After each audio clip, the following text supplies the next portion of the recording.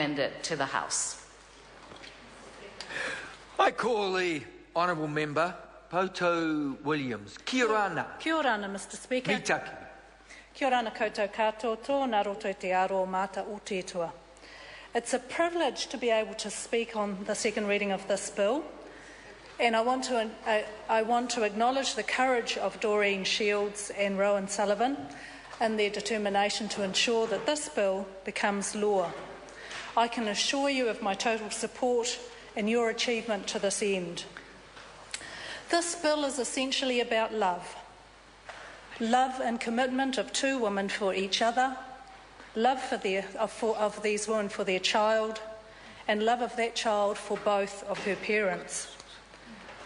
This bill speaks to the diverse and modern way our families are structured, and the way we should be able to acknowledge those who are the most important in our lives, namely our parents and our children.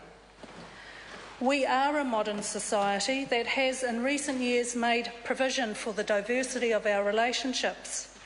And here I must commend my colleague Louisa Wall on ensuring the equality of rights for all on the subject of marriage and for bringing this bill to the House. So it is a natural progression to look at the needs of families and the children in these families in the modern New Zealand context to ensure that they are catered for and that their rights, as well as their needs, are met and they are permitted equality as well. Mr Speaker, I want to point out to you that I am too an adoptee.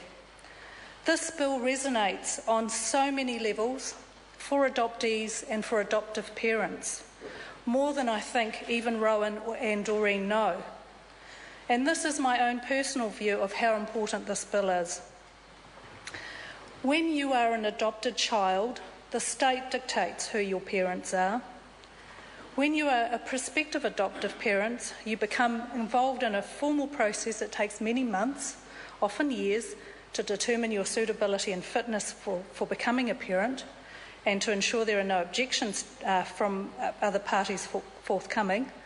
That is what I believe is still the process for adoption.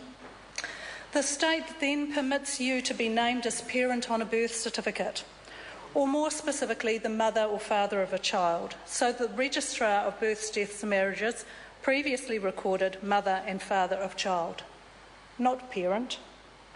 This is a piece of legislation, the current piece of legislation, not the bill before us, that does not translate well in this modern context. The requirements met the needs of a time, but this is no longer the time. I strongly suggest it's time to put it right. We've seen this House pass legislation to afford equal rights to the state of marriage to same-sex couples, and I'm really proud that we have, yet we deny them the dignity and responsibility of shared parentage. This is the predicament we find here. When you're born into a family, not adopted, born into a family in the traditional sense, you don't need the state to tell you who you are or who your parents are. You just are, and it just is. I understand the need for legal process to determine your status in legal terms and your rights, for example, to property or to a estate that you are beneficiary of. But in modern New Zealand, where we have made huge strides in terms of acknowledging equality in marriage, we now need to develop equality in parenthood.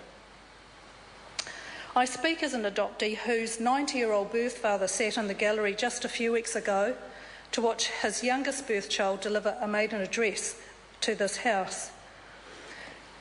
And it's been 52 years since my adoption, and I'm extremely grateful for the gift that was given to my adoptive parents, as their love and care has made me the person I am today. And I want to just comment on my colleague Moana Maki making the point that as you grow older, your circumstances change and your view of life and family relationships change. How powerful it would be that I could now acknowledge my birth father on my certificate as acknowledgement of the gift that he made to my parents. It's no longer adoption, but it's not so long ago that adoption and the circumstances and reasons behind adoption were too shameful to share, and there are many adopted children unable to trace birth families. because it was not proper at the time to record those details, and the process of recording and registration of adopted children in those days removed the record of birth parents. This is not the case with Rowan Sullivan. However, there is a bigger implication here. I want to point out to many that the birth to same-sex couples and the subsequent adoptions sometimes happen with the help of sperm and egg donors, surrogates, and it should be possible for those who contribute to the care and the love and the parentage and the parenting be given the privilege of appearing on the certificate. Here I would like to note that I support the amendment of the title of this bill to the Sullivan Birth Registration Bill. Mr. Speaker, this bill supports a young woman whose real-life experience is of being parented by two women who have loved her, cared for her and raised a wonderful young woman. I would like this House to now support the love and commitment it took by Doreen Shields and Diane Sullivan to raise this young woman by providing them the opportunity to both be recognised equally as the parents of Rowan Sullivan. I commend this bill to the House. Thank you, Mr. Speaker. I call the honourable member Jamie Lee Ross. Tēnā koe. Before I begin, Mr. Speaker, I wish to